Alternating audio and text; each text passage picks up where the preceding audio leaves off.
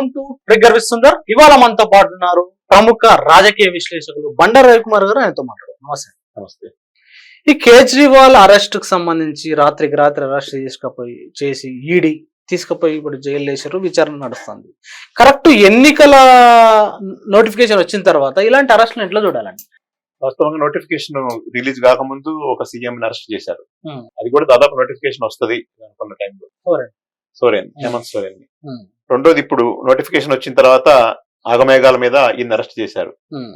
అట్లనే మనీష్ సిసోడియా గారిని అదే రాష్ట్రానికి సంబంధించినటువంటి ఉప ముఖ్యమంత్రిని సంవత్సరాల క్రితమే అరెస్ట్ చేశారు.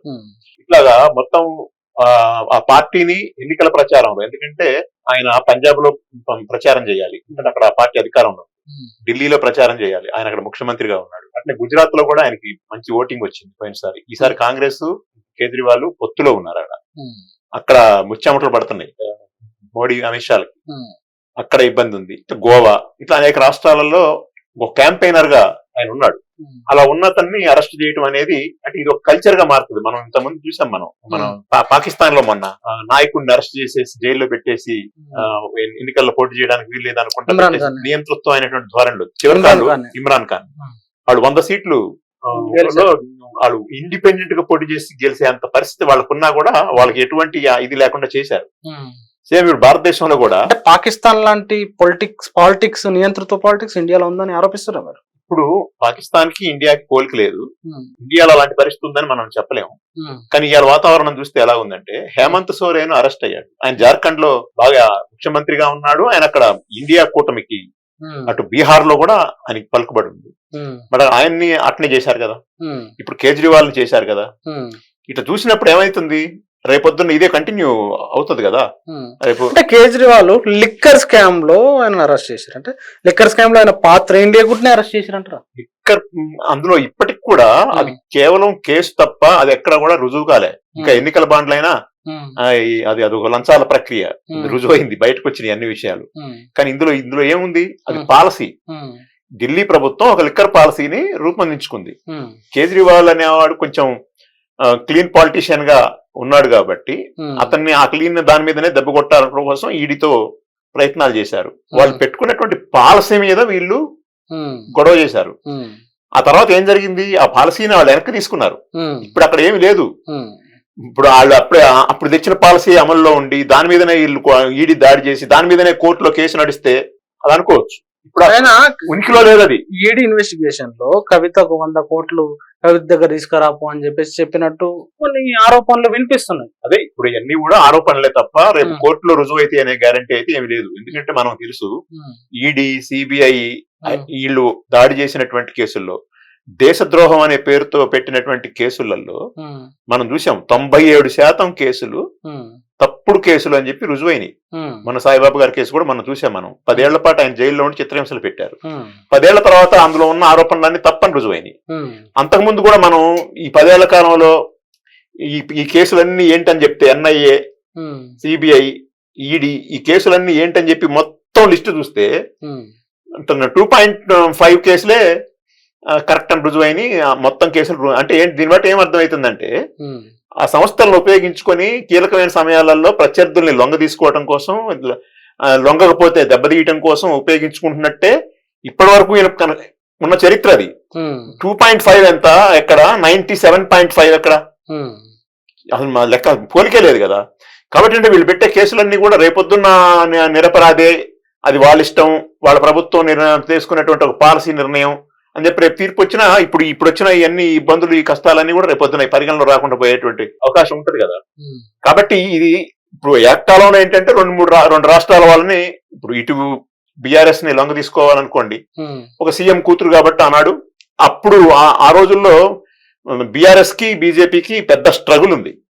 బీఆర్ఎస్ స్ట్రగుల్ పడ్డది బీజేపీతో. ఎందుకు స్ట్రగుల్ పడ్డదంటే, అదేదో పాలసీగా 10 ఏళ్ల నుంచి అదే లైన్ లో ఉందని కాదు, 7-8 ఏళ్లు వాళ్ళు సహకరించారు. ఆ తర్వాత తెలంగాణను కబ్జా చేయాలని బీజేపీ నిర్ణయం తీసుకున్న తర్వాత ఇక నాకే హెసరు వస్తుంది అనేది ఆటోమేటిక్ గా ఆత్మరక్షణ కోసం, తనను తాను రక్షించుకోవడం కోసం కేసీఆర్ బీఆర్ఎస్ పార్టీ బీజేపీ మీద గట్టిగానే ఎదుర్కొన్న తర్వాత మనకు తెలుసు మునుగోడు ఎన్నికలు వచ్చినాయి. మునుగోడు ఎన్నికల్లో గనక ఆయన గెలిచుంటే, రాజగోపాల్ రెడ్డి గనక గెలిచుంటే రాష్ట్రంలో రాజకీయ చిత్రం మారిపోయింది. కానీ బీఆర్ఎస్ వామపక్షాల సహకారం తీసుకుని జాగ్రత్తగా బయటపడి ఇటువంటి పరిస్థితులు కాంగ్రెస్ కూడా ఉపయోగపడిన తర్వాత ఏదేమైనా ఇది పరిస్థితి మొత్తం. ఇటు ఏకకాలంలో ఇటు ఢిల్లీని ఇటు తెలంగాణని వీటన్నిటిని కూడా ప్రభావితం చేయటం అనేటువంటిది ఒక ప్రధానమైన లక్ష్యంగా పెట్టుకున్నట్టు కనపడుతుంది. ఇక్కడ ఈ కేసులో ప్రధానంగా చూస్తే కేజ్రీవాల్ అరెస్ట్ చేశారు, వాళ్ళ మంత్రులను పోలీస్ కస్టడీలో ఉన్నారు, ఇప్పుడు వాళ్ళ కుటుంబాన్ని కూడా హౌస్ అరెస్ట్ చేశారు. ఎట్లా చూడాలి ఈ పరిస్థితిని? ఒక ముఖ్యమంత్రి కుటుంబం, ఒక పార్టీ మొత్తాన్ని. అంటే ఇప్పుడు ఏంటంటే కేజ్రీవాల్ ని ఎంతకాలం అంటే ఇప్పుడు ఆల్రెడీ మనీష్ సిసోడియాని జైల్లో పెట్టారు కదా, ఇప్పుడు కొంతమందిని హౌస్ అరెస్ట్ చేశారని మీరు చెప్తున్నారు.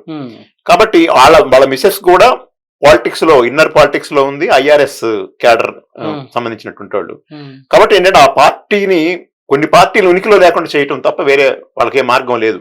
ఎందుకంటే కేజ్రీవాల్ పార్టీ పుట్టిన ఆప్ మొదటి నుంచి కూడా యాంటీ బీజేపీ పార్టీగా ఉంది.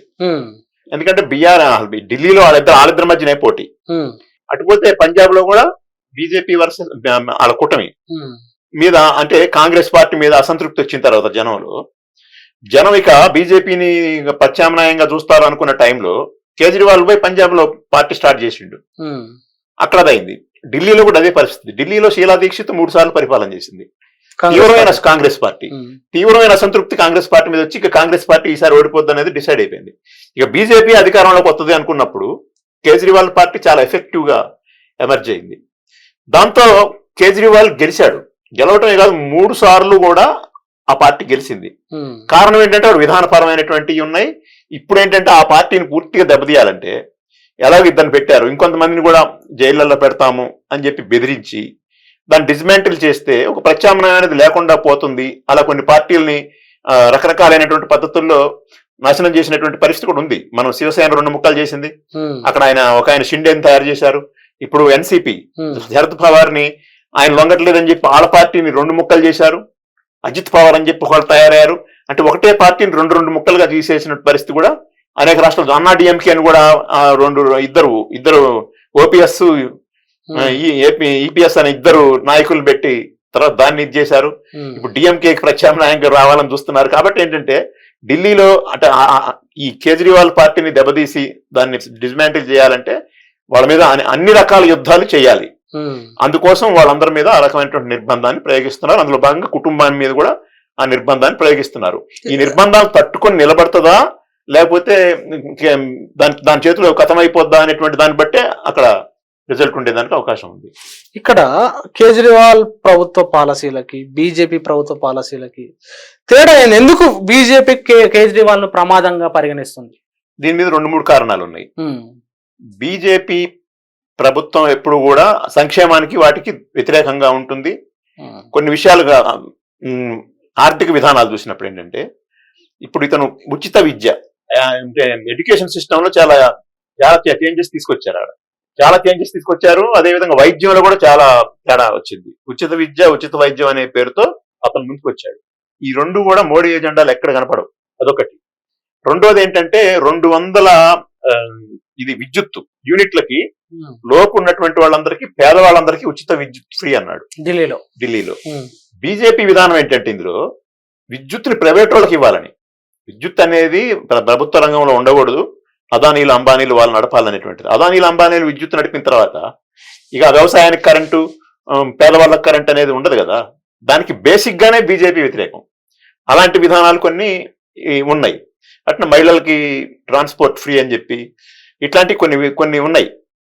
అట్లా ఏంటంటే బాగా కింద అట్లనే అడ్మినిస్ట్రేషన్ విషయంలో కూడా అతను ఈ 3 సార్లు ఎన్నిక కావడానికి గల కారణం ఏంటంటే అడ్మినిస్ట్రేషన్ లో సాధారణ ప్రజలకి బాగా ఆన్లైన్ సిస్టమ్ ద్వారా కానీ పారదర్శకంగా ఉండే కొన్ని సిస్టమ్స్ ని ఇంప్లిమెంట్ చేయడం ద్వారా ఢిల్లీ ప్రజలకి కాస్త ఉన్నంతలో బెటర్ గా అడ్మినిస్ట్రేషన్ ని ఇచ్చినటువంటి పరిస్థితి ఉంది. ఈ రకంగా చూసినప్పుడు ఏంటంటే పాలసీగా చూసినా వీళ్ళిద్దరి మధ్య ఆ రకమైనటువంటి వైరుధ్యాలు ఉన్నాయి.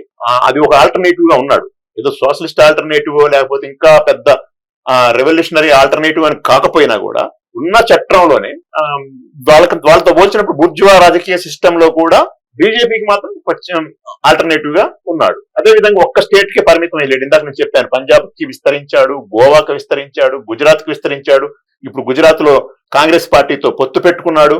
ఇప్పుడు వీళ్ళిద్దరు కలిస్తే అంతకుముందు కాంగ్రెస్ పార్టీ 2nd ప్లేస్ లో ఉంది, ఈయనకు 11% వచ్చింది. ఇప్పుడు ఈ 2 కలిస్తే ఆ పెద్ద గుజరాత్ లో ఏదైనా జరగచ్చు. రెండోది ఇక్కడ ఢిల్లీలో కూడా ఇప్పుడు వీళ్ళిద్దరు పొత్తు పెట్టుకున్నారు, కాంగ్రెస్ కేజ్రీవాల్. ఇప్పుడు దీన్ని దెబ్బతీయాలా, క్యాంపెయినర్ ఇప్పుడు స్టార్ క్యాంపెయినర్ లేకుండా ఉండేదానికి దెబ్బతీయాలి. ఈ రకంగా ఏంటంటే ఒక రకంగా భయం, ఒక ఆల్టర్నేటివ్ గా బీజేపీ భయపడుతుందా? బీజేపీ భయపడుతుందంటానికే ఇప్పుడు ఇవన్నీ మనం చూస్తామంటే క్లియర్ కట్ కనపడుతుంది. మనం పంజాబ్ లో జరిగిన పరిణామాలు కూడా చూసాం.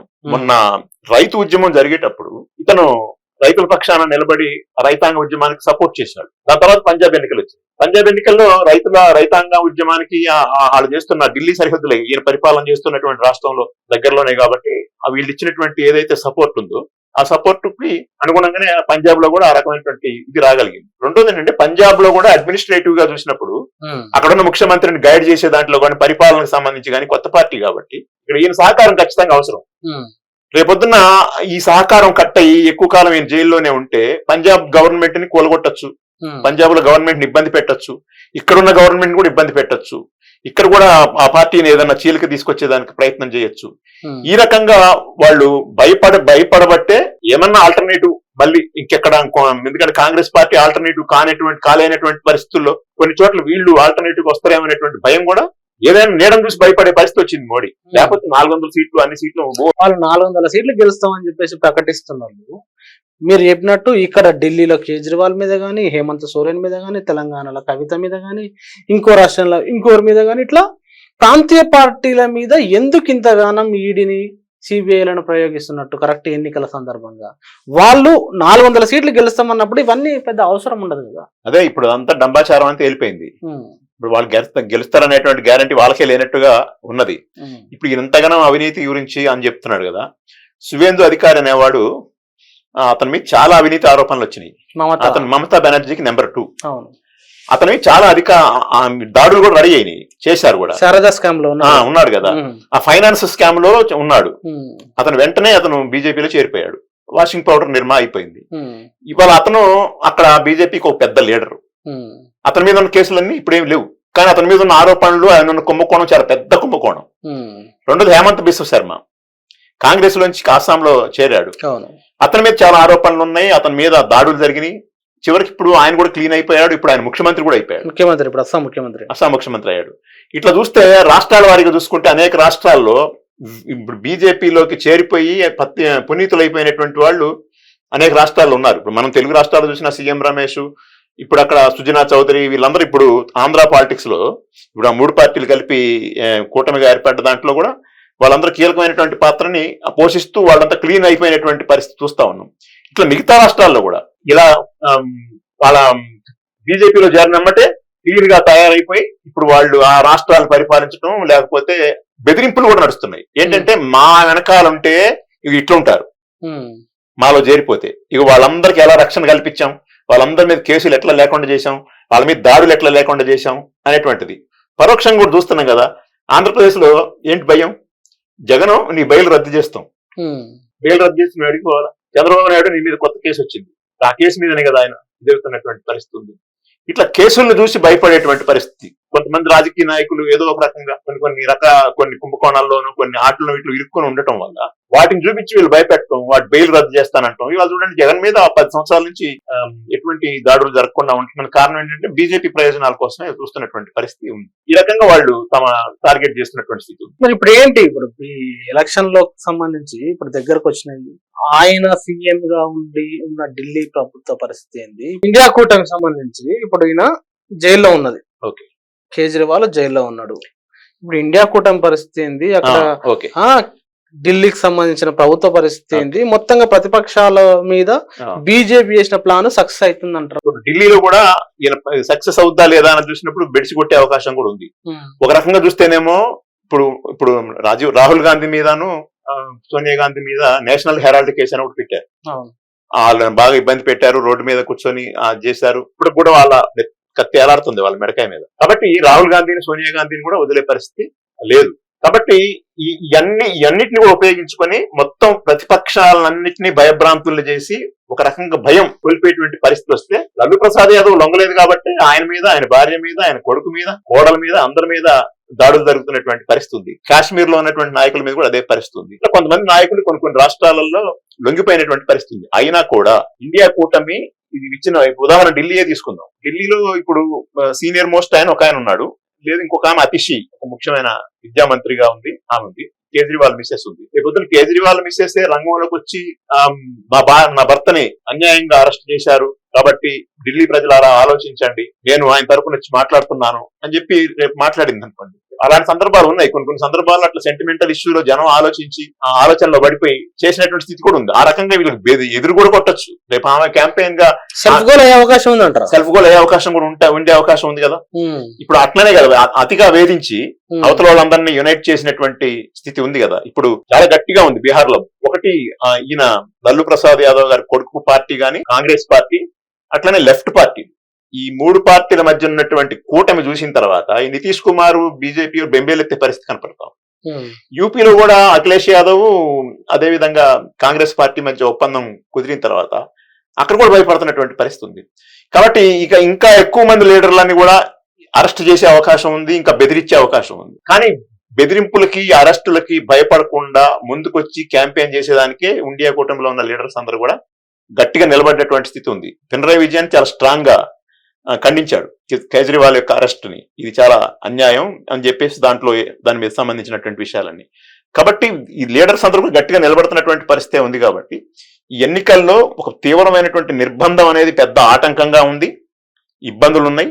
కానీ ఆ ఇబ్బందులతో పాటు ఒక పట్టుదలగా వీళ్ళు ముందుకు పోతే ప్రజలు ఆలోచించే పరిస్థితి, సానుభూతి చూసే పరిస్థితి కూడా ఉంటుంది. కాబట్టి ఇది ఖచ్చితంగా ఇది బీజేపీకి ప్లస్ అవుతుంది అనేటువంటిది కాదు, ఇది మైనస్ అయ్యేదానికి కూడా అవకాశం ఉంటుంది. థ్యాంక్ యూ వెరీ మచ్ బండారావు గారు. ఢిల్లీ పరిణామాల మీద అనేక విషయాలు చెప్పినందుకు. ప్రజలారా విన్నారు కదా, ఈ ఢిల్లీ ముఖ్యమంత్రి కేజ్రీవాల్ మీద పెట్టిన కేసు, ఒక దిక్కు ఎన్నికల ముందు ఇలాంటి పరిణామాల మధ్య అది కరెక్టే అంటారా? దీనివల్ల దేశానికి కానీ ప్రజలకు కానీ ఏమైనా ఉపయోగం ఉంటుందా? మీరేమంటారో కామెంట్ రాయండి. Thank you very much. చూస్తూనే ఉండండి T10.